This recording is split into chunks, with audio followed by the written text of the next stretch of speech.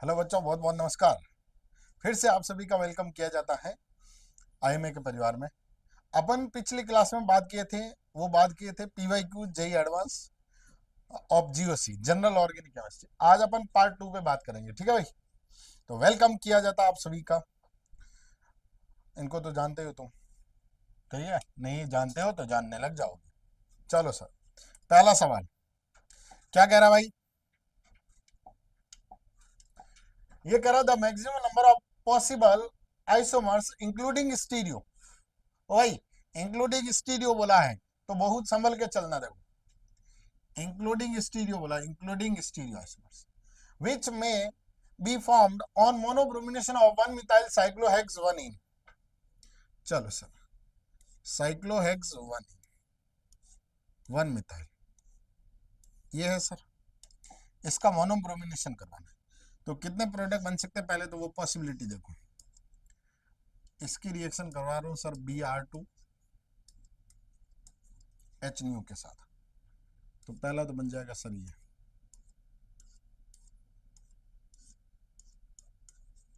Br, ठीक है। दूसरा सर वही वापस Br2 HNO के साथ क्या बनने की पॉसिबिलिटी भाई? डबल बॉन्ड और यहाँ Br, सही है ना। तीसरा क्या बनने की पॉसिबिलिटी देखो, Br2 HNO, क्या बन जाएगा? डबल बॉन्ड और यहाँ पर Br। अगला देखो,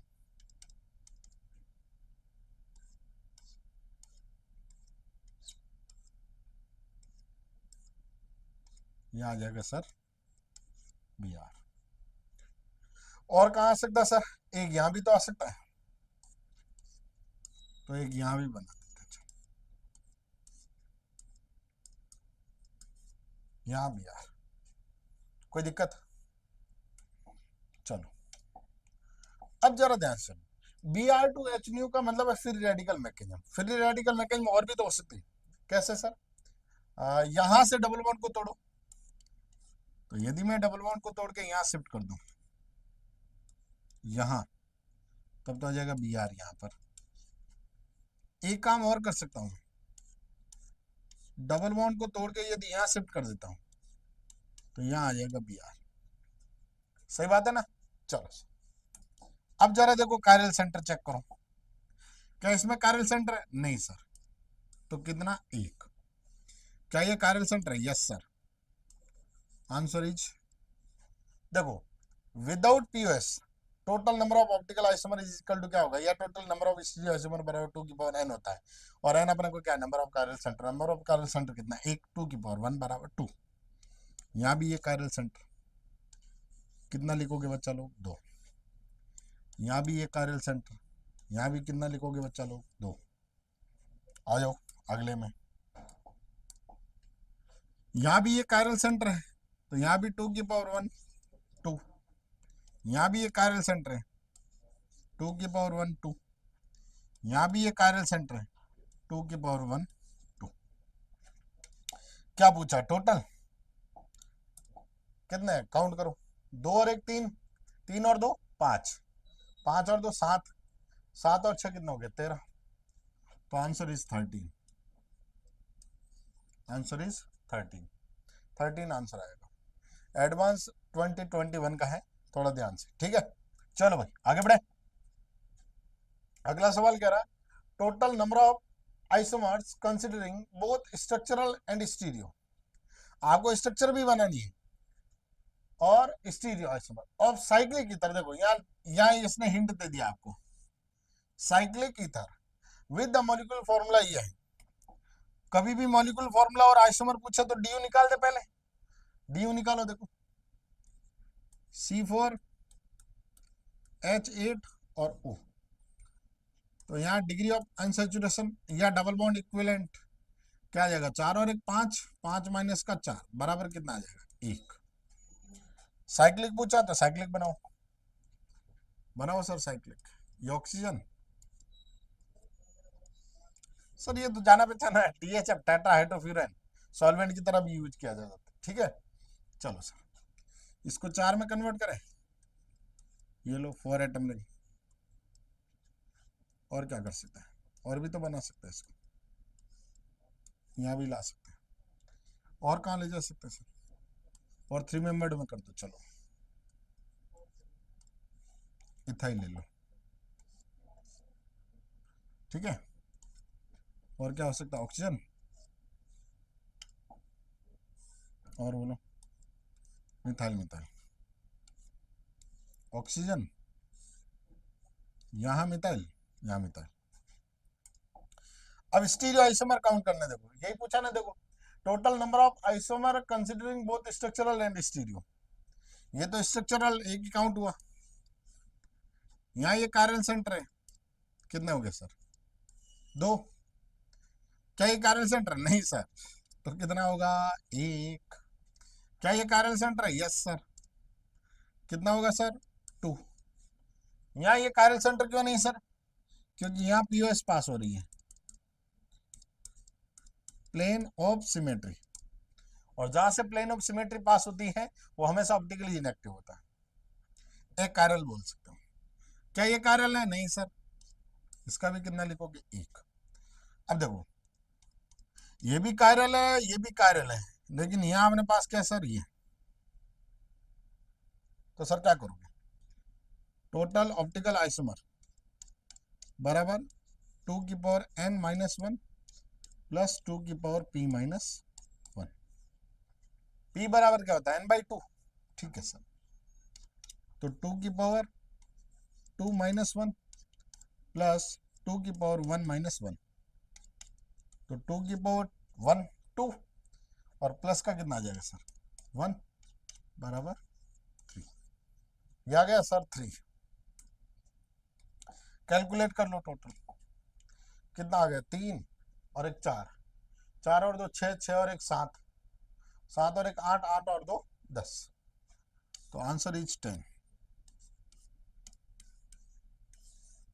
कितना आएगा बेटा, 10। समझ आया ना। चलो एडवांस 2019 का है, अगला सवाल देखो। भाई क्या प्यारा सवाल दिया इसने, इस सवाल को देख के मेरे को एक शायरी याद आती, कुछ भी नहीं मेरी जिंदगी में सिवाय किताबों के, जब भी तुम आओगी मुझे बदला हुआ पाओगी, क्योंकि कुछ भी नहीं मेरी जिंदगी में सिवाय किताबों के। तुम्हारी ख्वाहिश थी मेरा कमरा सजाने की, लेकिन मेरे कमरे में कुछ भी नहीं मिला सिवाय किताबों के। भाई साहब किताबों से मोहब्बत करनी पड़ेगी यदि आपको एडवांस में सिलेक्शन चाहिए तो। किताबों से जिस दिन मोहब्बत हो जाएगी उस दिन आपका सिलेक्शन हो जाएगा। मैटर ये नहीं करता कि आप कितना पढ़ रहे हो या कितना एफर्ट डाल रहे हो, मैटर ये करता है आप कितनी क्वालिटी गेन कर रहे हो।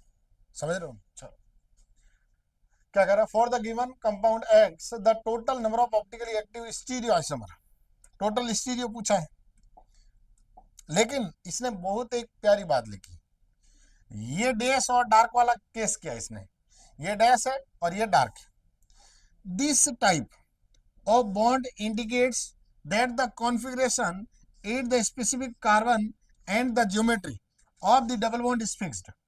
यहां डार्क वाला हमेशा फिक्स रहेगा।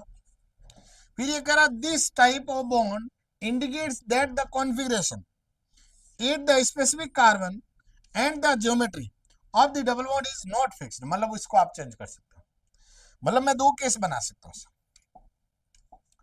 आप इसको चेंज कर सकते हो, इसको आप चेंज कर सकते हो, और इसको आप कोई चेंज नहीं कर सकते, नो चेंज, नो चेंज।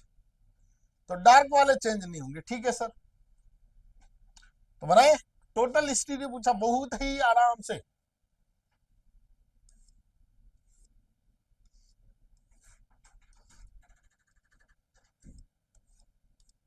यहाँ क्या आ जाएगा, ओ एच, यहाँ पर भी क्या आ जाएगा सर, ओ एच। सही है ना। अब आगे देखो, ये भी क्या है सर, डार्क में। अब पहला केस करता हूँ, इसको भी मैं डार्क में कर देता हूँ। लो डार्क, ईचा ऐचा ऐसा ऐसा ऐसा ऐसा एक दो तीन चार पाँच छ, एक दो तीन चार पाँच छ। वापस देखो, यहाँ पर अपने पास क्या है, ऐसे 2 4 2 6, सही है ना।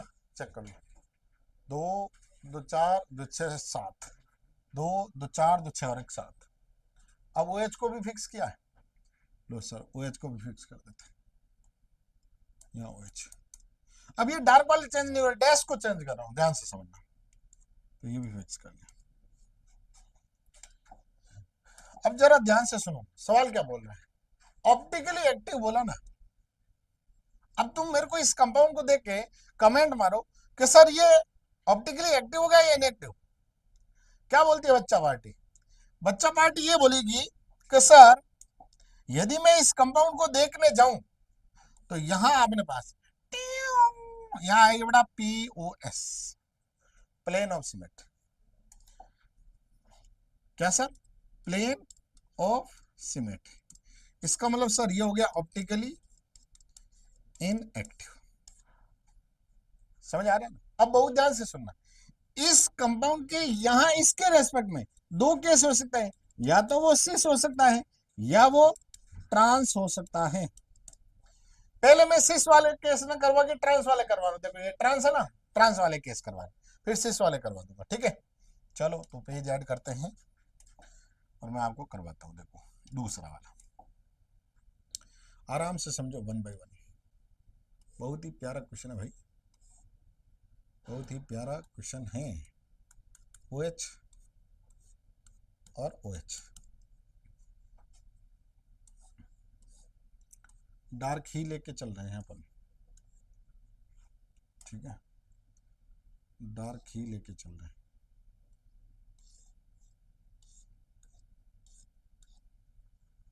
तो 2 4 2 6 और एक 7 और OH, इसको डार्क ले रहा हूं, डबल बॉन्ड, 2 2 4 2 6 और एक 7, सही है ना, कंफर्म। 2 2 4 2 6 7, यहां अपने पास मैं ले लेता हूं सर डैश में OH। क्या ये ऑप्टिकली इनएक्टिव है? नहीं sir, no POS no COS, मतलब ये ऑप्टिकली एक्टिव है।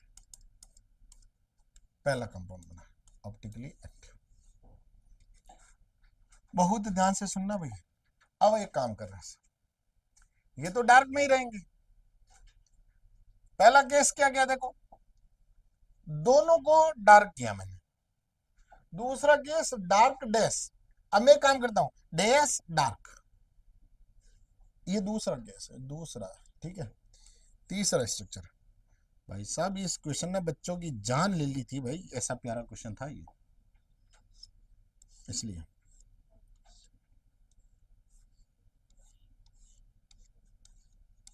बैठ के तुक्के मारने में और सॉल्व करने में बेटा जमीन आसमान का अंतर होता है, ध्यान रखना।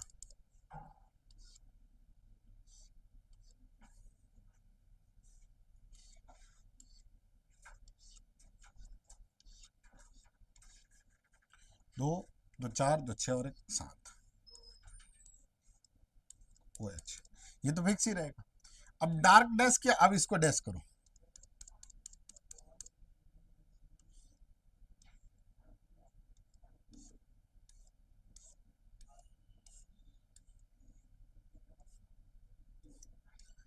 OH। क्या ये ऑप्टिकली एक्टिव होगा?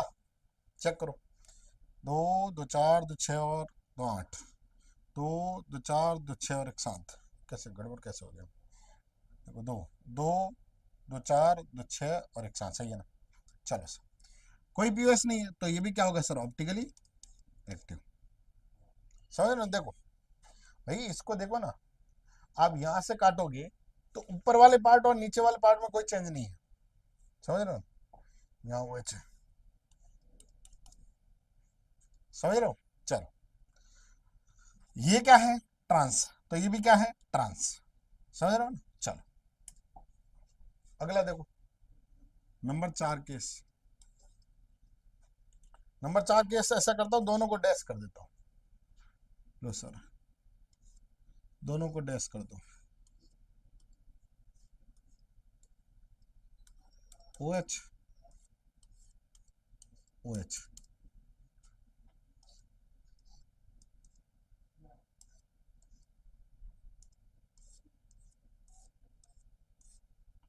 दो, दो चार, दो छः और एक 7, और ये ओ एच,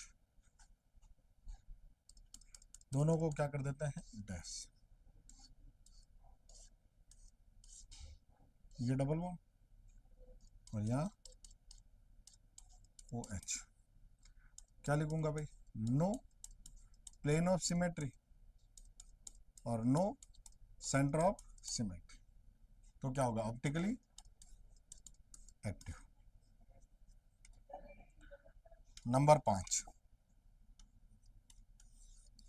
अभी काम करो ना सर, अभी तक तो ये ट्रांस चल रहा था, अब इसको सिस चल दे दो, इसको सिस बनाओ, सिस बनाकर इसको सॉल्व करो। आ जाओ सर।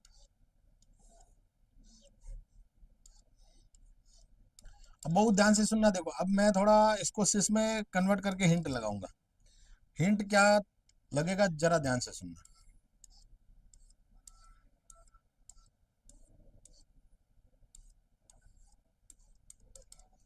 देखो यहाँ मैं डार्क कर देता हूँ और इसको ऐसे ले लेता हूँ, तो दो, दो चार, दो छः और एक 7, दो, दो चार, दो छः और एक 7, सही है ना। अब इसको देखो, इसको देखो, इसको, ये क्या हो गया सर, सिस, सही है ना। और सिस होने के साथ साथ इसको भी मैं क्या रख रहा हूँ, डार्क।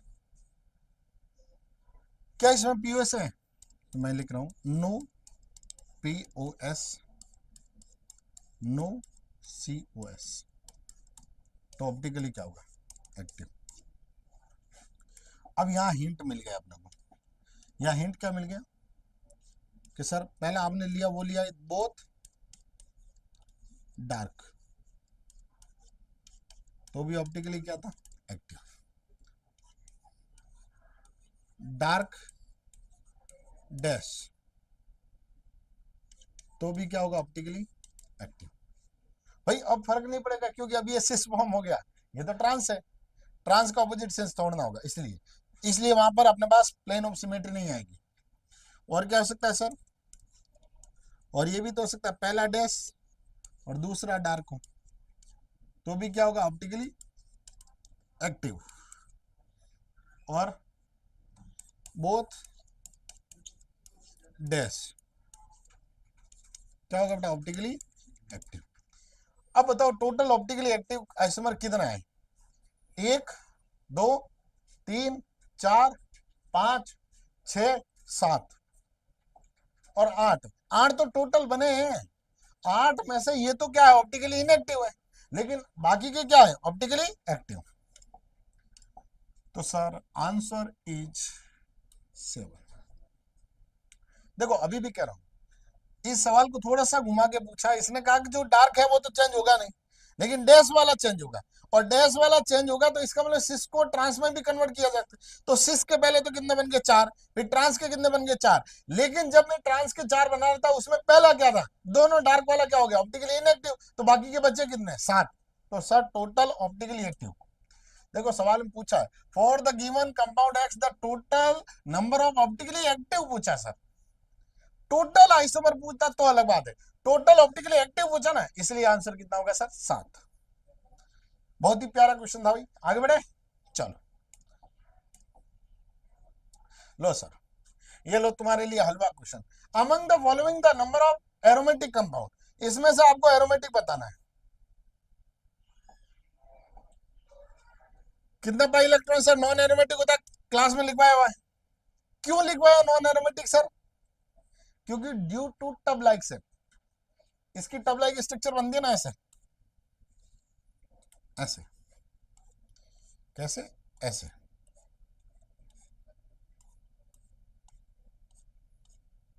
ऐसे, ये टब लाइक शेप होती है sir. 4 pi electron, anti aromatic, aromatic, non aromatic, aromatic, ये क्वासी एरोमेटिक बोल सकते हो, anti aromatic, aromatic, aromatic, aromatic.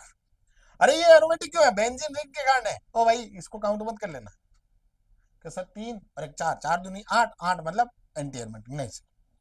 Benzene के साथ कोई भी साइक्लिक रिंग हो हमेशा एरोमेटिसिटी में काउंट होगी। तो sir aromatic compound, aromatic compound बराबर कितने हो गए? 1, 2, 3, 4 और 5। Answer is 5। यही एडवांस 17 में पूछा गया भाई। आंसर कितना लिखोगे? 5। कोई दिक्कत? चलो क्या आगे बढ़ा जाए?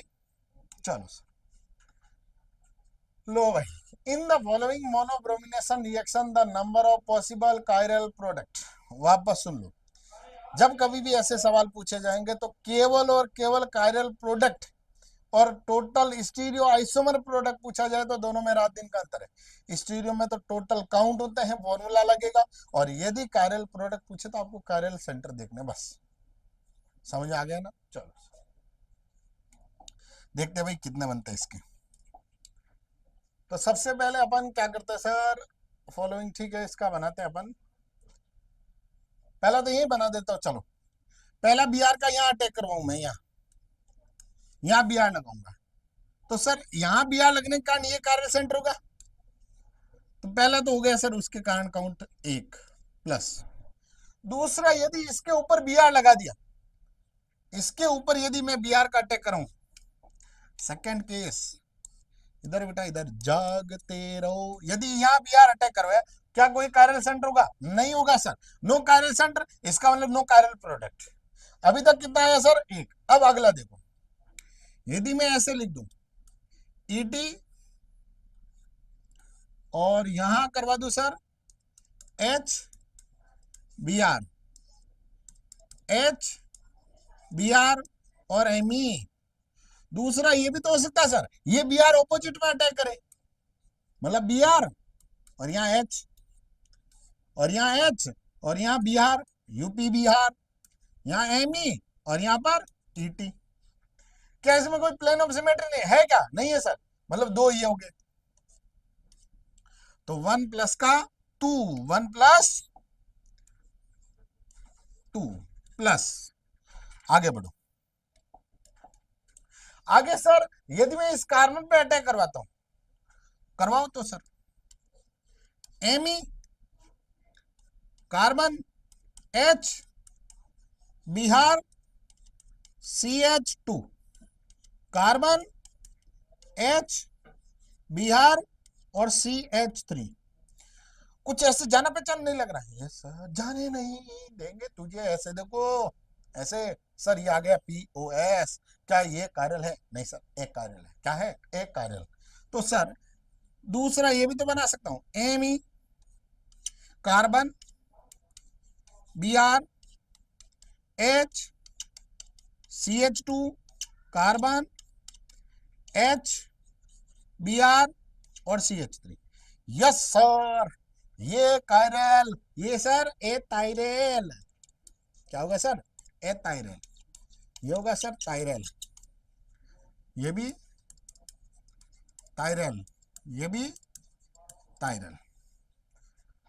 अगला देखो सर लास्ट वाला, तो sir CH2 CH2 CH2 Br और यहाँ आ जाएगा सर CHBr और यहाँ सर CH3। क्या ये कायरल है? यस सर ये कायरल है ना, है ना सर? बोलो ना सर। 1 2 3 4 और 5, टोटल हो गया सर 5। देखो एक तो ये हो गया सर, पहला तो ये काउंट कर रहा हूं मैं, फिर 2 ये हो गया, फिर ये और 1 ये भी कायरल है। Answer is 5। बहुत ही प्यारा, और इस टाइप के सवाल पूछने के 100% चांस है। मैं अभी भी कह रहा हूँ भाई साहब, एडवांस की तैयारी कर रहे हो तो इस टाइप के क्वेश्चन करना शुरू कर दो। जितना जीओसी और स्टीरियो आइसोमेरिज्म आपका अच्छा होगा, उतना ही ऑर्गेनिक कमान अच्छा होगा। क्योंकि किसी गालिब ने क्या खूब लिखा था बच्चों के लिए, राहें जहां तक जाएगी राहगीर वहां तक जाएगा, दरिया से क्या पूछ रहे हो नीर कहां तक जाएगा, खींच डोर साध अर्जुन सा निशाना, बाद में देखेंगे वो तीर कहां तक जाएगा। इसलिए कह रहा हूं भाई साहब, प्रॉपर एक पैटर्न में पढ़ना शुरू कर दो। हर एक कॉन्सेप्ट के लिए होना चाहिए छोटा से छोटा कॉन्सेप्ट और बड़ा से बड़ा कंटेंट कॉन्सेप्ट जो भी। लो सर, इस सवाल ने कहीं बच्चों की कहीं शिक्षकों की हवाएं उड़ाई थी, और ये सवाल बहुत प्यारा सवाल है। The total number of stereo isomer that can exist for. गुरु जी आप कहते थे जहां कहीं पर भी बेटा एन सिमेट्री आते तो total number of optical isomer या total number of stereo isomer बराबर 2 की power n, where n is number of chiral centre. लेकिन ऐसा इसमें नहीं होगा। यदि आपके पास कोई भी बाईसाइक्लो कंपाउंड है ब्रिज हेड कार्बन पर, उसको रोटेशन पॉसिबल नहीं है। Rotation is not possible at bridge head carbon atom. तो सर जितने कायरल सेंटर हैं उतने ही स्टीरियो आइसोमर है। यहां लिख रहा हूं मैं, सदाबहार बात, सदाबहार बात जीआर सर के साथ। Rotation is not possible, not possible eight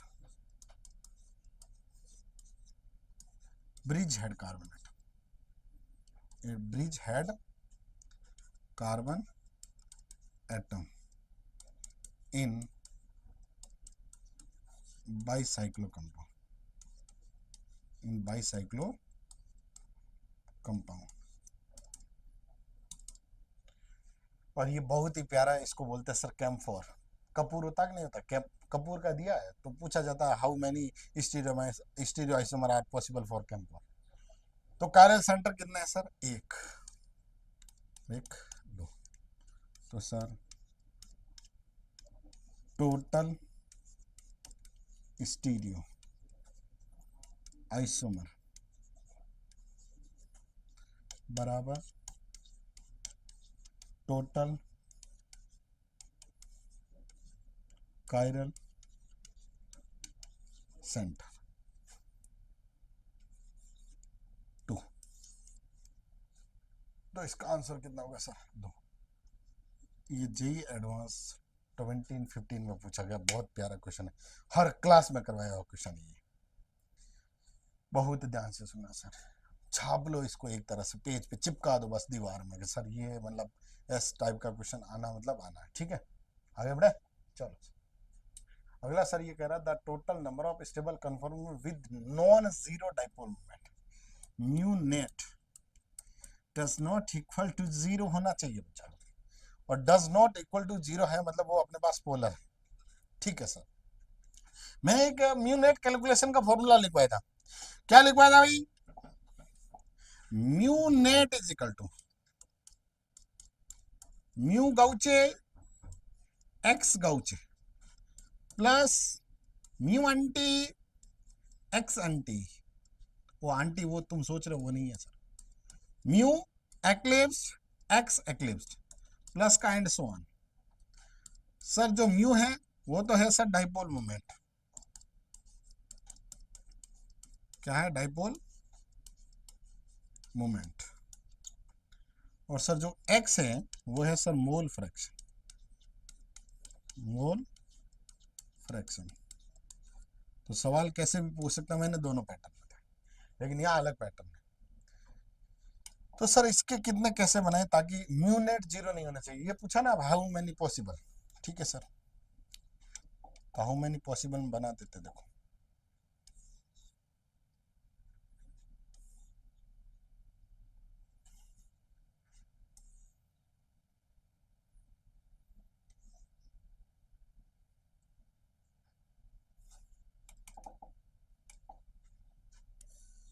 एक, दो, तीन, ठीक है।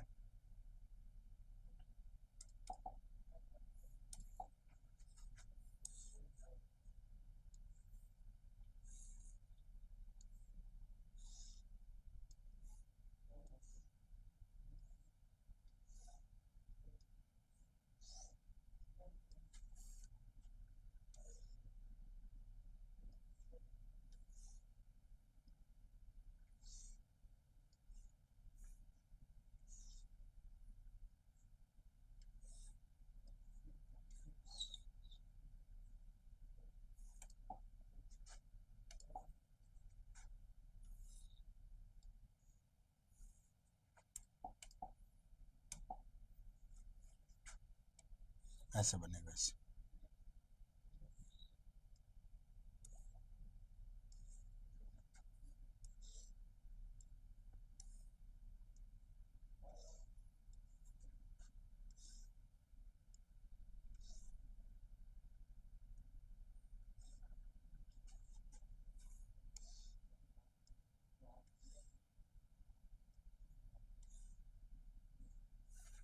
हाँ भाई आ जाओ। क्या लगा है सर? एम ई ठीक है। सी एल, इसको ए हो गया, ये बी हो गया और ये सी। अच्छा ठीक है, तो ये A2 B2 और C2 टाइप केस है। ठीक है, चलो तो यहाँ ले लेता हूँ मैं एम ई और M E, C L C L, B R B R, यहाँ ले लेता हूँ B R, C L, M E, ठीक है। और यहाँ ले लेता हूँ मैं M E, C L, B R, C L, B R, M E और एम ई। चलो पहले का म्यू नेट देखते हैं। इसको तो ये कैंसिल आउट कर देगा। इन दोनों के कारण नेट डाइपोल मोमेंट कहीं ऐसा होगा, ऐसा। इन दोनों का नेट डाइपोल मोमेंट ऐसा, मतलब ये तो कह सकता हूँ सर, इसका जो म्यू नेट होगा डज नॉट इक्वल टू 0। सही है। बी आर कैंसिल आउट हो जाएगा, सी एल खींच लेगा, मतलब इसका भी म्यू नेट 0 नहीं होगा। Mu net does not equal to 0। इसका भी तो चेक करो sir, mu net M E cancel out हो जाएगा। ऐसा आएगा नहीं, देखो डाइपोल मोमेंट ऐसे, तो 180 बॉन्ड एंगल बन जाएगा, 180 हो जाएगा, मतलब कैंसिल आउट हो जाएगा। ठीक है, तो सर सी एल और बी आर, तो net dipole moment C L का इलेक्ट्रोनेगेटिविटी ज्यादा, मतलब इधर की तरफ जाएगा, मतलब इसका भी म्यू नेट 0 नहीं होगा। Mu net does not equal to 0। यहाँ वैसा B R, C L, M E, क्या हो जाएंगे? Cancel out. चलो सर, मतलब यहाँ सर जो आएगा वो आएगा mu net is equal to 0। क्या पूछा है? The total number of stable conformer with non zero dipole moment. Non zero मतलब जिसका डाइपोल मोमेंट 0 नहीं। Answer is, full and final answer 3 आएगा, पहला, दूसरा, तीसरा। ये तो 0 हो गया सर, ये 0 हो गया, 0। समझ आ गया? चलो आगे बढ़े, अगला सवाल से। When the following aldohexose exist in its D configuration, the total number of stereoisomer in its pyranose form is। JEE advance 12 में पूछा भाई, क्या होता है? तो इसके अपन हॉवर्थ स्ट्रक्चर बनाते हैं, ठीक है। निकाल दो सर, यहाँ आ जाएगा OH, H और H, सही है ना। वापस OH,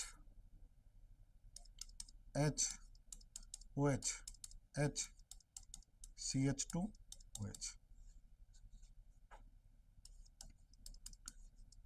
चिराल carbon is equal to 3। तो स्टीरियो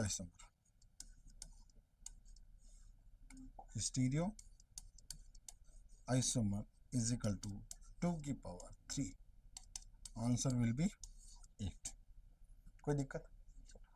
ये तो तुम खुद कर सकते हो, ठीक है, कर लोगे ना। क्लास में करवाया बायोमोलिक्यूल का यार, कार्यल सेंटर। सुक्रोज में बताया था, याद करो, सुक्रोज 2 की पावर 9 वाला, याद है ना? चलो 512 आता था। The total number of contributing structure showing hyperconjugation involving CH bond for the following carbocation. ठीक है, तो मैं यहाँ लिख सकता हूँ number of hyper conjugation structure is equal to total number of alpha H. तो सर अल्फा एच कैलकुलेट करो, अल्फा एच कैलकुलेट करो। इस कार्बोकेटाइन में टोटल अल्फा एच कितने बोलो? देखो ये रहे अल्फा एच, ये रहे अल्फा एच और ये रहे अल्फा एच। कितने सर? 3 alpha H. यहाँ कितना? 2 अल्फा एच। यहाँ कितना? 1 अल्फा एच। तो टोटल अल्फा एच कितना हो गया? 6। तो answer is number of hyper conjugative structure बराबर कितना आ जाएगा? 6। कर लोगे ना? चलो ये थोड़ा ना आएगा रे। हो कार्बोकेटाइन के जस्ट पास वाला, कार्बोकेटाइन के ऊपर उपस्थित हाइड्रोजन कभी भी नहीं होता सर, जस्ट पास वाला होता है, नंबर ऑफ अल्फा एच के बराबर, ठीक है। चलो आगे बढ़े भाई। The total number of cyclic isomer possible for a hydrocarbon with the molecular formula C4H6। Due निकाला करो ऐसे कंपाउंड के लिए। C4H6 बोला ना, तो डिग्री ऑफ अनसैचुरेशन बराबर 4 और 1 5, 5 माइनस का 3 बराबर 2। C4H6 बोला है, लो सर 1 2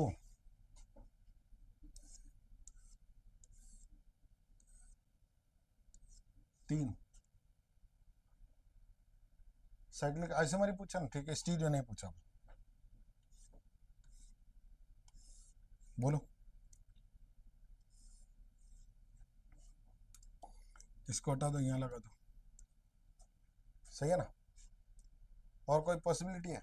यस सर, एक पॉसिबिलिटी और है ना। कितने बन गए? फर्स्ट, सेकंड, थर्ड, फोर्थ और ये fifth. Answer is 5। Answer is 5। कोई दिक्कत? चलो सर अगला सवाल देखो। The total number of cyclic structure as well as stereo isomer. दो भाई साहब इसमें स्टीरियो पूछ ले, देखो जेई एडवांस में जब भी सवाल आता है ना स्टीरियो, तो वो स्टीरियो लिख के देता है। इतना हिंट तुम्हारे को मिल जाता है, ठीक है। और इससे ज्यादा हिंट क्या चाहिए भाई? अगला सॉल्यूशन करके दे क्या? ऐसा तो है नहीं कि पेपर आया सर साथ में सॉल्यूशन करके दे दो बस हमारा काम हो जाएगा सर, ऐसा नहीं होता बच्चा। चलो मॉलिक्यूलर फॉर्मूला दिया है, 2009 में आया हुआ है, C5H10। डिग्री ऑफ अनसैचुरेशन निकालो, कितना आएगा बोलो? 5 और 1 6, 6 माइनस का 5 बराबर 1। डिग्री ऑफ अनसैचुरेशन तो ये क्या है? तो 5 के लिए तो ये बना लो पहले, तो नहीं ड्यू ये क्या है ना। अब इसको 4 में कन्वर्ट कर दो, ये लो। अब इसको 3 में कन्वर्ट कर दो, सही है। 6 माइनस 5 पक्का कंफर्म? Yes sir. चलो इसको 3 में कन्वर्ट कर दिया, तो अब इसको मैं ऐसे भी लिख सकता हूँ, इसको मैं ऐसे भी तो लिख सकता हूँ, सही है ना? चलो कितना हो गया? ये तो 1 हो गया, इसमें भी 1 होगा, इसमें भी 1 होगा, इसमें भी 1। वो भाई साहब इसमें कार्यल सेंटर हो गया, देखो कार्यल सेंटर हो गया, लेकिन यहाँ पीओएस है, तो क्या आ जाएगा 2 की पावर n-1 प्लस 2 की पावर